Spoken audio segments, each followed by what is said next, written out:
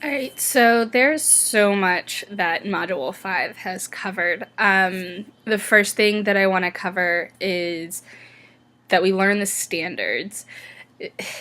Teaching art is an art in itself, teaching is an art. And I think that having standards to refer back to keep everybody on track. I really do think that standards, national standards, are needed and that they work to allow every student the same opportunities and the same abilities. If every student is on the same wavelength, then when they get to the next level, or if they switch schools halfway through the school year, they're not behind or they're not too far ahead. They are right on track with everybody else. Now, that's not to say that they're outliers, gifted students, or students that are struggling in subjects, but overall, students are all on the same page across the nation. I think that's really important. So I think that standards are definitely a need, and learning standards in this unit was imperative. I really, really was glad that we were able to learn how to unpack a standard and bring it all in and really make it good dive into what a standard is, why it's important, how to use it. I thought that that was really, really helpful. So the next thing that we talked about in Module 5 was lesson planning, which for me I think was the most helpful thing. The templates broke it down so that you were addressing the important issues of your lesson. I think that for me, I have all my lesson plans in my head. What I want to do is just rolling it out and writing it down so that you're not going to lose the lesson plan in your head, you're not going to forget about it, but you're also going to really utilize the tools that are in front of you. Once it's written down, once it's in front of you, you're able to see, all right, I need X, Y, and Z to do this. I need more money. I need to write a grant. You can really get a feel for what exactly you need for that lesson.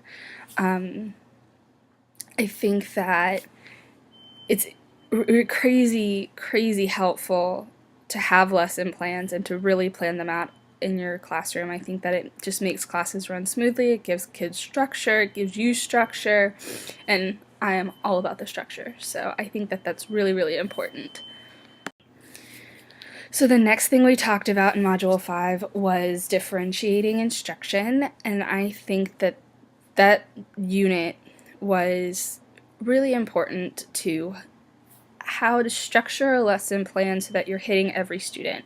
That was something that I really struggled with when we first started, was how do I create a lesson that is diverse enough that it's going to reach out to auditory learners, gifted and talented students, kids with emotional problems. How am I going to get them all to sit down and listen to me so that we can do this project? How am I going to do that? And I think that differentiating instruction really helped me to get those thoughts together and really create a lesson that worked to become well-rounded. And I think that having a well-rounded lesson really affects how you teach and how the lesson comes across. And I think that having lessons that are differentiated is incredibly important to teaching. I think that the more kids that you hit with your lesson, the more they're going to learn, the more they're going to understand, and the better they're going to do in their lives. And I think that that's really important to be able to reach as many people as possible. So the next thing that we talked about was teaching strategies, and this was some unit that I really struggled with. I feel like in art there are such specific ways to teach, and we as elective teachers get stuck in those ways of teaching, and it's hard to get out of that rut, get out of that bubble. But I think that this unit helped me to see that there are so many different ways that I can incorporate game-based learning into my classroom. I think that it was really helpful in seeing how I can shake things up, make things different, and really teach in a strategy that's going to affect more kids. And I think that that's really what's the most important here. So the last bit is that we brought it all together with the unit planning. And I think that for me, the template with the unit planning really kind of summed up what I wanted my lessons to be.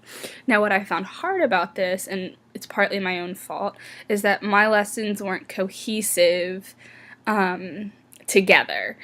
You find a way, you make it work. I did use the same standard, so of course it made sense, but for me, I think I'd wanted to do something more in a unit that was all about surrealism and making projects for that, instead of having a surrealism project and a perspective project and then a random project thrown in. Like, I really wanted something that was more together, cohesive, and made more sense.